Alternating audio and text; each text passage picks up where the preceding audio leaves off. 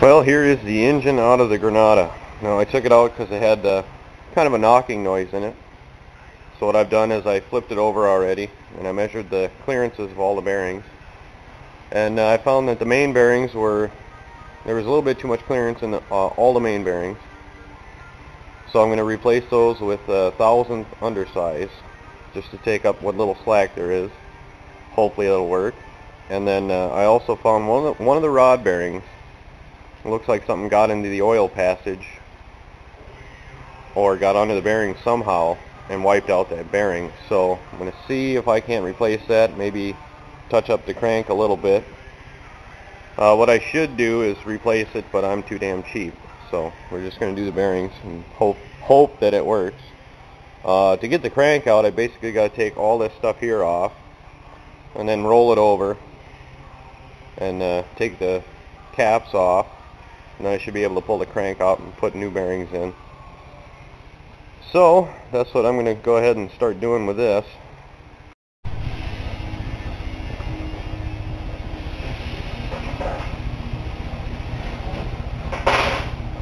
Well, I figured as I took this thing apart, I'd kind of talk about my disgust for this cash for clunkers program going on. It just seems to me to be extremely wasteful. What they do, if you don't know, is they take the engines out, or they disable the engines in the cars that they take in by basically pouring sodium sulfate solution in there and running them until they die. Now, I don't know about you, but to me that seems like an extremely wasteful way to go. I can think of a lot of people who can use cars like that they're destroying. Hell, I could use one. I wouldn't get rid of my old cars, but wouldn't be bad to have a newer car. I'd enjoy that. But instead, they just destroy them. And I've seen a lot of people that hate this program, and the only thing that people that like it can say is it's good for the environment and it apparently saves jobs. But I gotta wonder, how good is it for the environment to ruin a perfectly good engine? Especially when it sometimes leaks out coolant all over the ground, oil, smoke into the air. Then on top of that, you have to manufacture a new car, which isn't exactly eco-friendly. The other thing they say is, oh, it's good for jobs. Well, I gotta wonder, you figure you hire back a few people, sell cars, hire back a few people to make cars. What happens when the program ends and all the cars are made and all the cars are sold? What happens to those people? Well, they get laid off again. So, you're basically robbing from the future. How much could these clunkers get as far as mechanics work? If they stay on the road for another 5 or 10 years? Probably quite a bit more than $4,500 versus the short-term gain of making a car now and having it on the road with less maintenance than an older vehicle. So everything has a cost, and I just find this program to be horribly wasteful and disgusting. I've made a playlist of videos. I got about 130 of them on it now, of cars being destroyed or about to be destroyed. I'll go ahead and put a link in the description of this video for you so you can go check it out for yourself. But I don't know, I think the whole program's bullshit.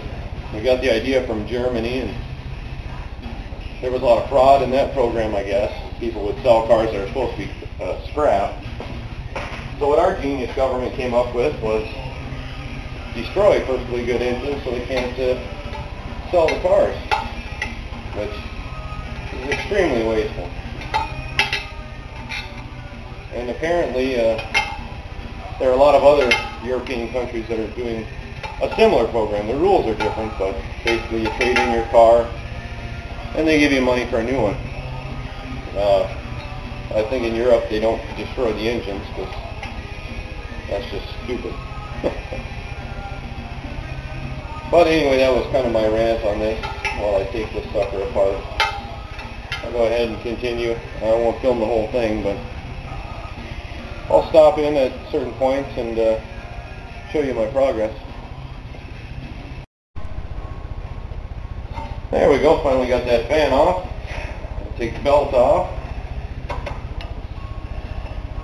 Got a new belt too. One that's got all the ribs and not shredded like this one.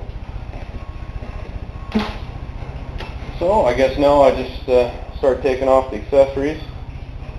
And then harmonic balancer there, and then I can pull the timing cover off. Hopefully they'll go pretty quick. Well, there we go, the alternator and the bracket are off. Next up is the power steering pump and that bracket. And then I'll be pulling the harmonic balancer off. Alright, power steering pump and bracket are off. And I've gone ahead and taken the bolts out of the crank pulley so I can beat that off. And then I'll take the crank bolt out and then put a puller on and pull the dampener off. Well, I got the pulley off. I just used a hammer and tapped it a little bit and came off, and as you can see I've got this pink mark here which lines up with this pink mark right there, so I can put it on the same way I took it off. Well, I took the crank bolt off. This is the washer that goes on it, and I put the crank bolt back in, and I've got the steering wheel puller on it, so we'll just pull this sucker right out of here, hopefully. It's turning, damn it. Alright, gonna have to think of something else. Well, there we go. Plan B worked pretty well. I've got a thinner bolt in there that just hits the back of the hole in the crank, and looks like it's loosened it up, so I'll just keep going with it and pull it off. Sweet. Well, there we go. Harmonic balancer's off. Worked pretty slick. So now I can go ahead and take the oil pan bolts out of here. Just these two I got holding it on. And then take off the timing cover. Sweet. Well, I got the timing chain cover and water pump off now. And there's what it looks like inside. I went ahead and just dropped the pan a little bit, put a couple of bolts in there to just hold it from falling so it can catch any oil or anything that drips. So now I got to take these sprockets off, and then I can start working on the back. Well, I've got the timing set off, so this side's all ready to go. Now I got to hop over to the other side and pull the flywheel off in this plate here. So I'm going to have to hook it back up to my hoist and pick it up and do that. And then we'll be just about ready to pull the crank out. Well, there we go, engine's off the stand, it's swinging. Now I can just take and unzing those 6 flywheel bolts and pull the whole thing off. Alright, flywheel's off, the plate's off. Now I can go ahead and put it back on the stand, roll it over, and start pulling bearings out. Sweet.